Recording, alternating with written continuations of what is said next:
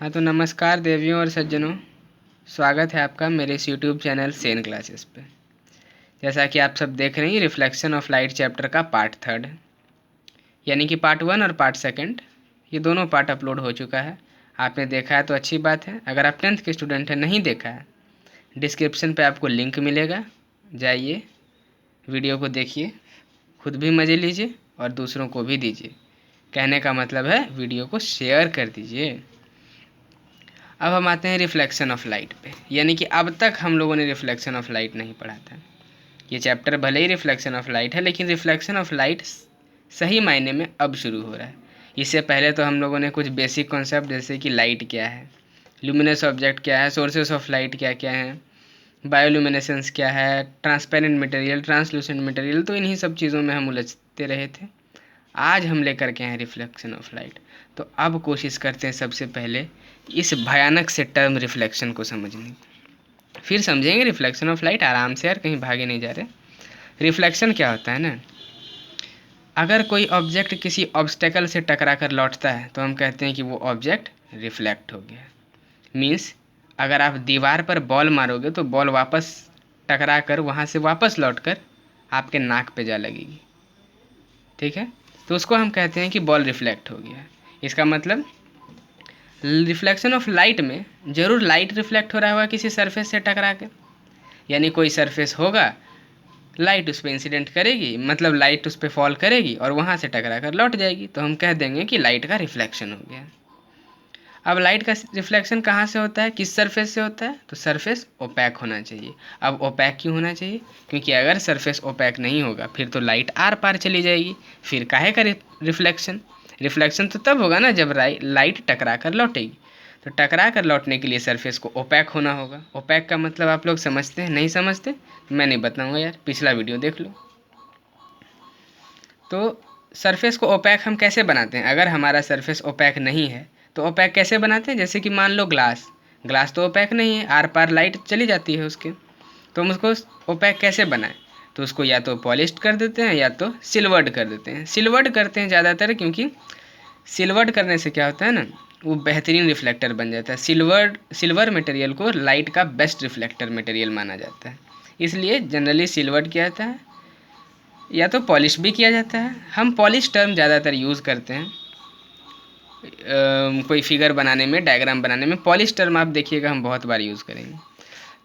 तो reflection of light समझ में आया, यानी कि लाइट के किसी सरफेस से टकरा कर, यानी किसी ओपैक सरफेस से टकरा कर वापस लौटने की फेनोमेना को हम, यानी फेनोमेनन को हम रिफ्लेक्शन ऑफ लाइट कहते हैं। यहाँ पर हमने लिखा है the phenomenon of bouncing back of light in the same medium when it falls on opaque surface is known as reflection of light. यानी लाइट जब किसी ओपैक सरफेस पे पड़ती है तो वो टकराकर सेम मीडियम में लौट जाती है, इसको रिफ्लेक्शन ऑफ लाइट कहते हैं। इसको हम समझने की कोशिश करते हैं रे डायग्राम से। आप देख रहे हैं यहाँ पे रे डायग्राम।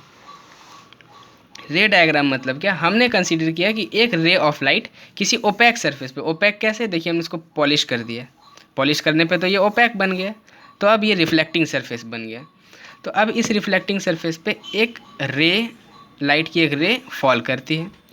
तो जब ये सरफेस ओपैक है तो ओपैक सरफेस पे लाइट फॉल करती है तो क्या होता है, रिफ्लेक्ट हो जाता है, मीन्स लाइट टकरा कर लौट जाती है। तो ये देखिए ये रे टकरा कर लौट गई। तो जो रे सरफेस पे इंसिडेंट होती है यानी कि फॉल करती है उसको हम इंसिडेंट रे कहते हैं, जो टकरा कर लौट जाती है उसको रिफ्लेक्टेड रे कहते हैं। जिस जिस जिस जिस जिस जिस पॉइंट पे ये इंसिडेंट रे फॉल करती है उस पॉइंट को हम पॉइंट ऑफ इंसिडेंस कहते हैं। ये देखिए हमने लिखा है पॉइंट ऑफ इंसिडेंस, उसको हम पॉइंट ऑफ इंसिडेंस कहते हैं, ठीक है।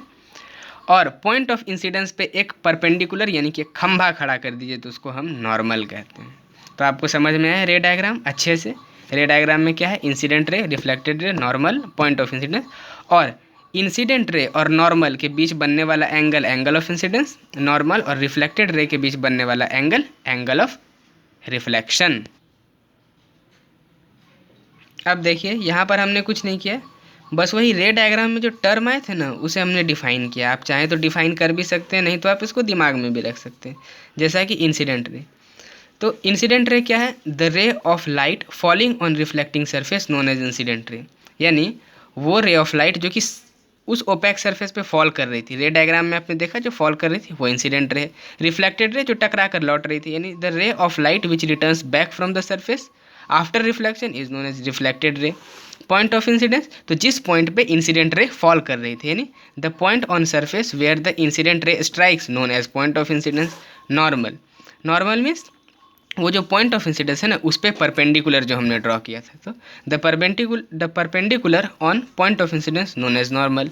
अब है एंगल ऑफ इंसिडेंस, तो वो हमने पहले ही बताया था रे डायग्राम में, कि रे डायग्राम में हमने क्या बताया था कि इंसिडेंट रे और नॉर्मल के बीच बनने वाला एंगल, द एंगल फॉर्म्ड, आप देखिए, आप स्क्रीनशॉट ने आपने लिया होगा स्क्रीनशॉट, तो आप देखिए उसमें रे डायग्राम, उसमें इंसिडेंट रे और नॉर्मल के बीच बनने वाला एंगल वो एंगल ऑफ इंसिडेंस कहलाता है, जिसे मैंने आई से डिनोट किया था, तो वो एंगल ऑफ इंसिडेंस है।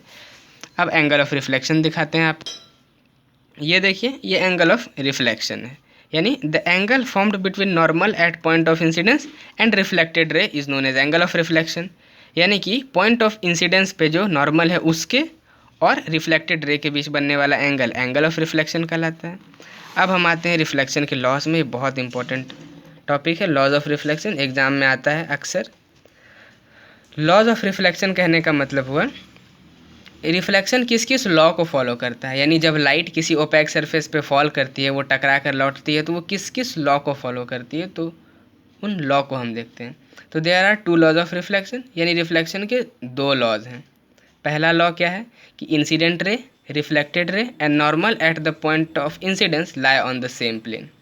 यानी कि देखिए मैं रे डायग्राम आपको दिखाई देता हूँ, ये देखिए रे डायग्राम, इसमें हमने क्या बोला कि इंसिडेंट रे, रिफ्लेक्टेड रे और normal at the point of incidence, ये पॉइंट ऑफ इंसिडेंस है, इस पे ये नॉर्मल है, ये तीनों एक ही प्लेन में होते हैं। ये देखिए हमारा एक प्लेन है, एक प्लेन, एक तल, जो भी कह लीजिए, हिंदी में उसको एक तल कहते हैं, ये एक अलाइनमेंट में है, एक ही प्लेन पे है, आप देख भी सकते हैं, इसको देखने में ही क्लियर हो रहा है।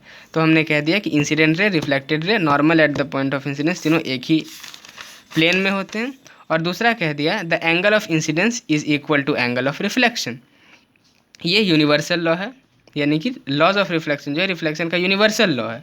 मीन्स जब भी रिफ्लेक्शन होगा angle of incidence angle of reflection के बराबर ही होगा, यानी कि ये दोनों एंगल, ये जो इंसिडेंट रे और नॉर्मल के बीच बना एंगल है उसको एंगल ऑफ इंसिडेंस, नॉर्मल और रिफ्लेक्टेड रे के बीच बना एंगल एंगल ऑफ रिफ्लेक्शन, तो angle of incidence angle of reflection ये दोनों बराबर होता है, यानी कि I इक्वल टू R होता है हमेशा, इस बात को याद रखिएगा, ठीक है। अब नोट में हमने कुछ करवाया है कि Euclid gave the laws of reflection, यानी ये जो रिफ्लेक्शन का लॉ है वो किसने दिया, यूक्लिड ने दिया। यूक्लिड कौन थे, तो यूक्लिड ग्रीक मैथमेटिशियन थे, आपने 9th क्लास में पढ़ा होगा यूक्लिड्स थ्योरम। अब silver is the best reflector of light, ये मैं पहले भी बता चुका हूँ, अब भी बता रहा हूँ। तो चांदी है ना, चांदी उसको प्रकाश का सबसे अच्छा परावर्तक यानी लाइट का बेस्ट रिफ्लेक्टर माना जाता है। White colour is the best reflecting colour, आपसे कहा जाए कौन सा कलर है जो रिफ्लेक्ट करता है सबसे बेहतरीन, तो सबसे बेहतर रिफ्लेक्टर कलर है वाइट कलर, ये सबसे अच्छा रिफ्लेक्टिंग कलर है। वाइट कलर सभी कलर को रिफ्लेक्ट कर देता है, इस वजह से ये वाइट है। ये हम बात करेंगे आपके ह्यूमन आइज चैप्टर में, ज़रूर बात करेंगे कि white colour best reflecting material क्यों है, बेस्ट रिफ्लेक्टिंग कलर क्यों है, सॉरी। अब आइए आगे देखते हैं। अब देखिए एक छोटा सा न्यूमेरिकल क्वेश्चन था, ये मैंने एक इंसिडेंट रे लिया, ये रिफ्लेक्टेड रे है, यानी कि ये सरफेस पे लाई कर रही है और ये टकरा कर लौट रही है, और ये 30 डिग्री है एंगल ऑफ इंसिडेंस। आपसे पूछा जा रहा है कि फाइंड एंगल ऑफ रिफ्लेक्शन, तो लॉज ऑफ रिफ्लेक्शन में हमने क्या देखा था कि एंगल ऑफ इंसिडेंस और एंगल ऑफ रिफ्लेक्शन बराबर होता है, तो हमने क्या कह दिया कि I equal to R equal to 30 degree answer, यानी कि जितना इंसिडेंस एंगल ऑफ इंसिडेंस उतना ही एंगल ऑफ रिफ्लेक्शन, तो दोनों 30 डिग्री। एक डिफ़िकल्ट क्वेश्चन मैं दूंगा अगले वीडियो में, आप इंतज़ार कीजिए। धन्यवाद।